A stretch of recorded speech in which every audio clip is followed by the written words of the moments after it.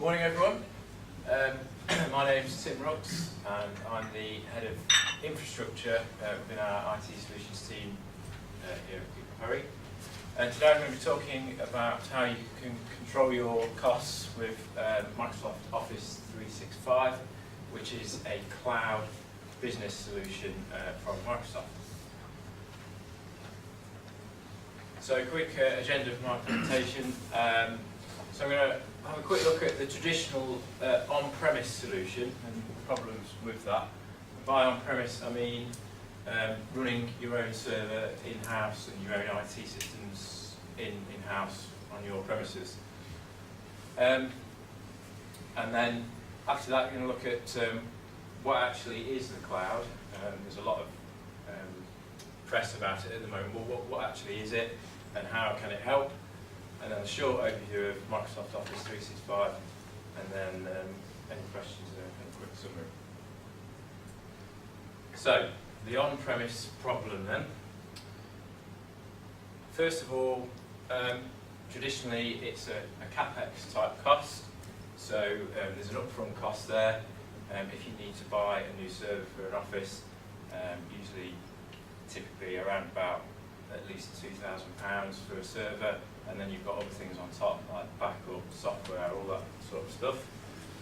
And that leads on to the question of how scalable is that. So for example, if you had an office with 10 users in the office, you wouldn't want to buy a server that was good enough just for the 10 users. You'd probably looking to buy a server, a piece of equipment that was good enough for say 50 users. But then if you never had any more than 10 people in that office, or the business didn't quite grow as you wanted it to, you've effectively got a resource sat there that's underutilised and underused. So next is you need to think about business continuity. And by that I don't just mean a backup, I mean true business continuity. So if that server goes down and your IT systems go down, how quickly can you get up and running again? And with that, you need to factor in downtime costs. If your server goes down and you lose your email or your main business application, so you can't take orders or anything like that for 24, 48 hours, just how much is that actually going to cost your business? And then environment costs, something that's often overlooked, but things like air conditioning, power, do you need a power backup supply or possibly even a generator? Again, that would be another CapEx cost with then maintenance costs as well. And also security. If you're lucky enough to have your own server room, how secure is the server room? Who's got access to it? Can someone come along and take that server away? And then general operating and staff costs. So typically if you've got a fairly big IT infrastructure, you may also have an IT team that's running that for you.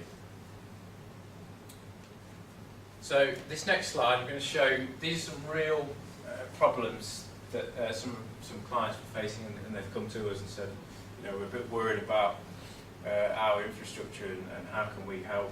So one of the things we recommended to them is to make a move to the cloud. But I just thought I'd share some of these with you because these are real problems.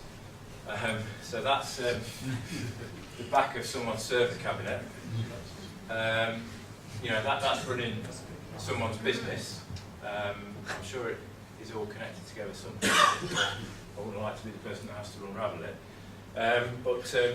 Yeah, you know, when was the last time you had a look around the back of your cabinet? You know, I mean, it's I really like this one. So this one shows someone's server, and again, this is what's called a small business server. So this is basically running everything, email, files, all that sort of stuff. And you'll notice there that it's sat on top of a block of wood. And the reason for that is because they had a flood. So that piece of wood is actually their business continuity there. Okay? It doesn't have to be that expensive. But, and I love the fact that the tape's been left on the top. Now, credit where it's due, that could be that night's backup, but more than likely it's the previous night's backup. So if there's a problem there, not only is the data on the server gone, but also the backup's useless as well. And then that's just another one, again, just shows they've got the server there, again in a basement, so there's a flooding risk, and also all those files and things around it, which potentially could be a fire risk. So what's the solution? Well, we think it's to join the IT revolution, migrate your IT services to the cloud. And I really mean revolution. This is one of the biggest changes in IT since, I mean, some people are saying since the internet came along. It's a huge shift in the way that we consume IT services, and it's just going to get bigger and bigger and bigger. So what is the cloud?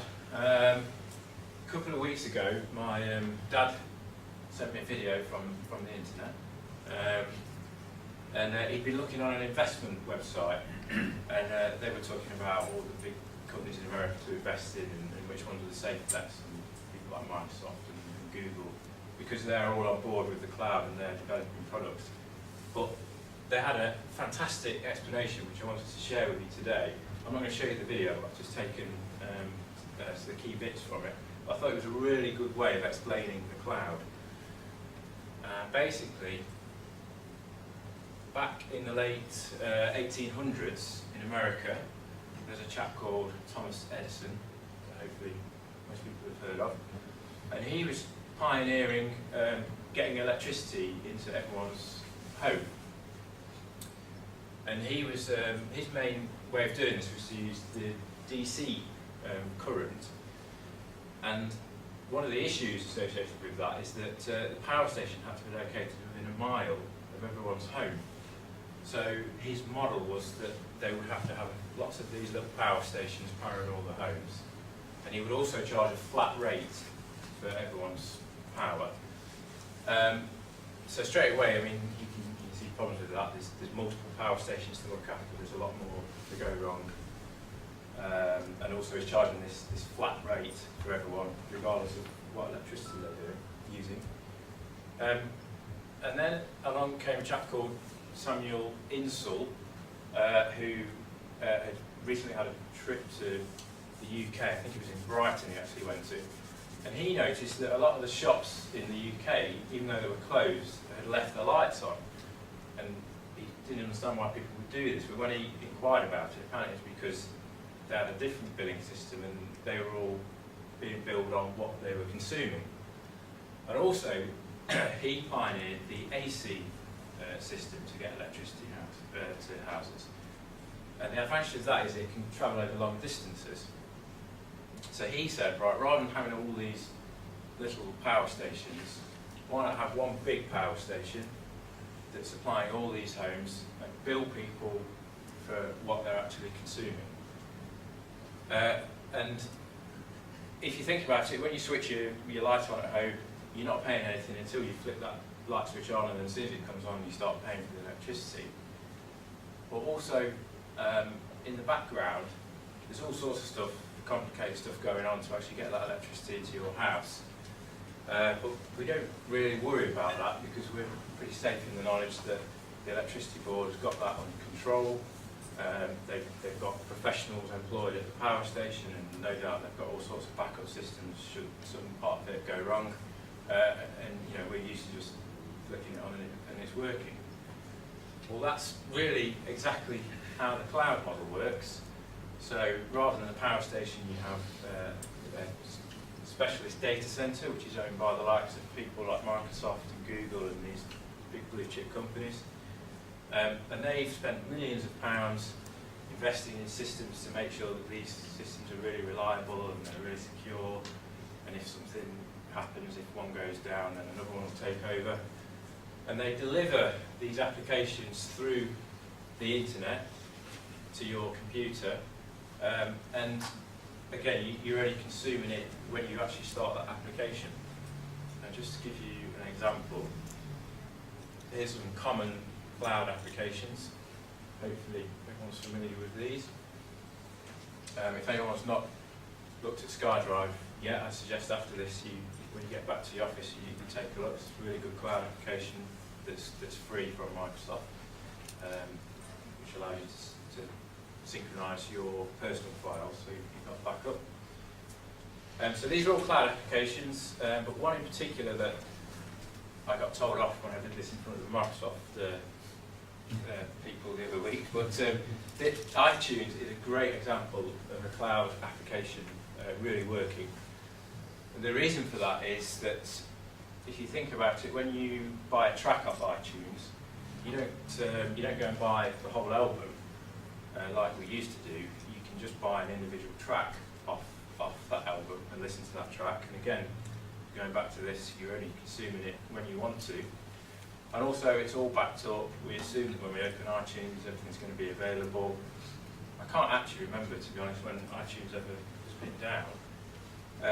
And also now, they've modified it even more now. So if you buy it on one device, it's available on another device. So it's a really good example of a cloud product working really well, and we're all familiar with using these.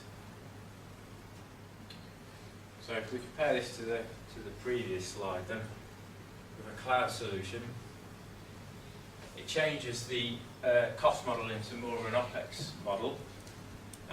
Most cloud solutions are built on a monthly basis, and the key thing here is that it's really scalable. So if we go back to that example of a 10-user office, you only need to buy 10 licenses for your cloud application. If you're employing an 11th person, you buy an 11th license, and so it goes on. So it does make it really scalable. Business continuity is included. It's just, the guys at Microsoft have got all this covered. They guarantee that there's a certain level of uptime, which I think is 99.99% or something like that. So again, we just expect this to be working, and they've got all that covered for us. Environmental costs, again, they've got the air conditioning, they've spent millions of pounds on security. Some of these data centres are actually in old nuclear bunkers to make sure that they're got the best security. Multiple internet lines, backup generators, all that sort of stuff. They've got it under control. And it can also reduce, it simplifies your IT, so it may be an opportunity to actually have a look at your operating costs and potentially even an opportunity to look at your current staffing costs. So hopefully that's got everyone thinking that, yeah, you're right, our business is at risk and we need to migrate to the cloud. So what's the best way to do that? Well, here at Parry we think that's with Microsoft Office 365. And it comes in a number of different versions. I'm not going to go into too much detail here, but the top one there is the most popular, which is email hosting. And we use that here at Parry.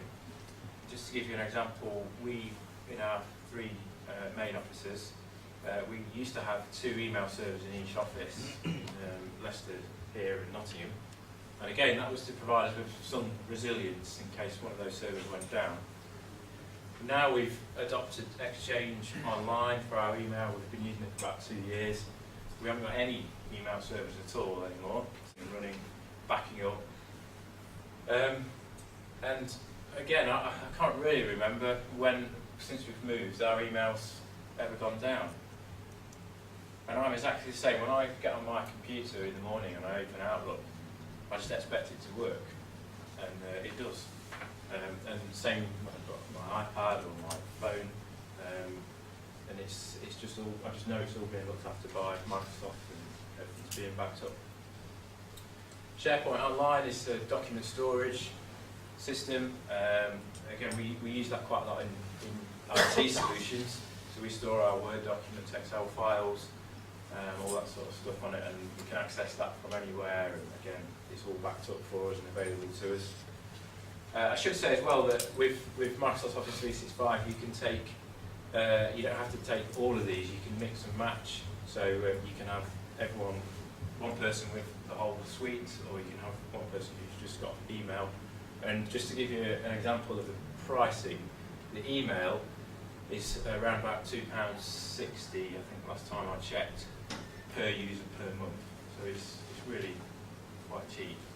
And then it goes up to the top version there, which is around £15 per user per month, and that actually includes the full working version of Microsoft Office Professional. And another advantage of the cloud is that you always get access to the latest versions of the software.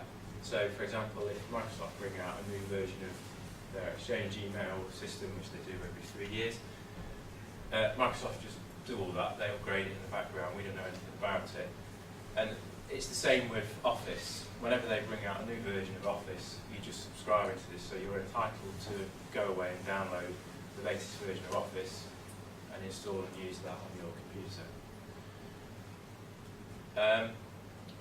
Yeah, I think I've mentioned that one's £15 per user per month, and that gets you the full everything that you can see there. I've got questions slide in next, but are we doing those at the end of it? We're well on time, so there's 5 minutes. So does anyone have any questions? Presumably, if everybody went to the cloud, the level of UK's internet usage would increase accordingly. Yeah. How do you feel the UK's infrastructure is set up to cope with that sort of increase? Yes, good question. I think it's really getting quite good now with the rollout. BT's doing a massive rollout across the UK of fibre, so there's more and more people getting access to fibre. And I know they're pretty advanced with that rollout, so we don't really see it as a huge issue at the moment. But it does. You're right. I mean, it does put all the importance on your internet connection. But there's all sorts of ways around it. You can have multiple internet connections, so if one goes down, you can use another one. But the other thing with this as well is that if the internet goes down in your office, for example, you can go and work somewhere else as long as they've got internet connection and you've still got access to it. Yeah, I'm pretty confident that the rollout's going well with fibre, so it seems quite good. Is there a time frame for that? I think BT are aiming to get, I think it's something like 80% of the country on fibre by the end of next year, I believe it is. And you'll start seeing as you drive around the little green boxes on the side of the road, they stick a notice on to say fibre is here.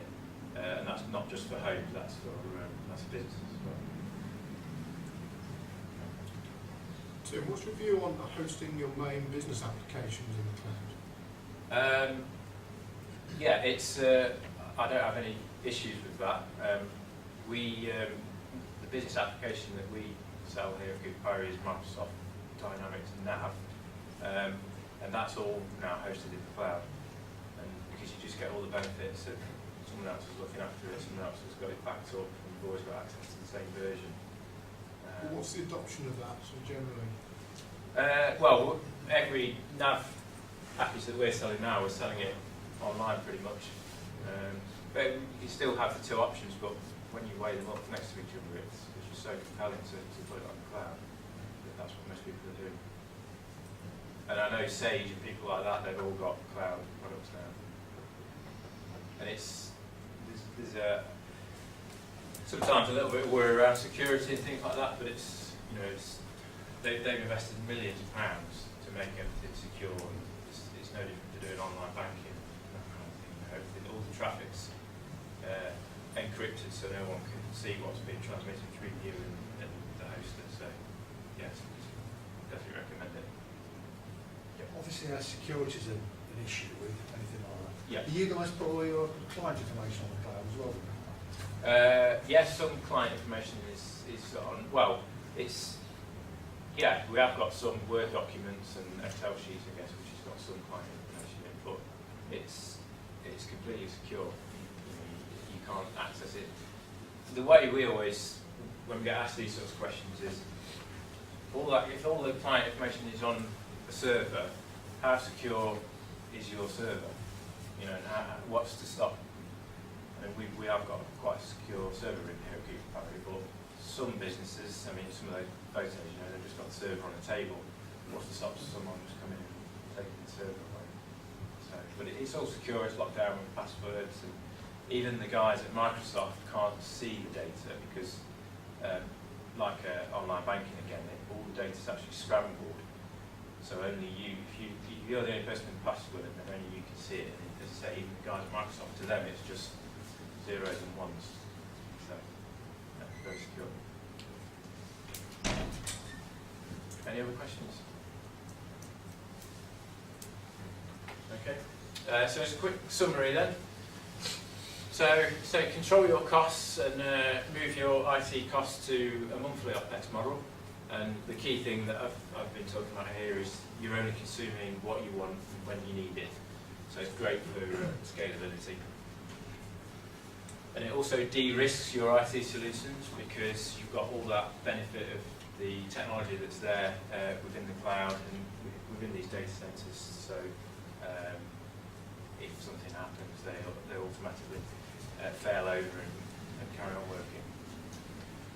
And finally, if it is something that you're interested in, then, as I mentioned before, we recommend using Microsoft Office 365. It's probably one of the easiest ways to transition into the cloud because most people are familiar with Microsoft products.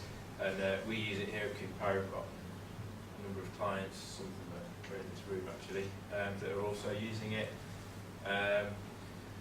And finally, I should just say that I'll be here at the end of the seminar to ask any questions, so please feel free to come and speak to me. And also, I think towards the end of July we're running an IT seminar, which is a similar format to this. We'll actually be doing a demo of Office 365, and we've also got Microsoft here as well, who will be giving a presentation. So yeah, look out for, no doubt our marketing team will be sending out some emails with regards to that, so yeah, look out for those. It's great to see everyone at that. So that's me done, thanks very much.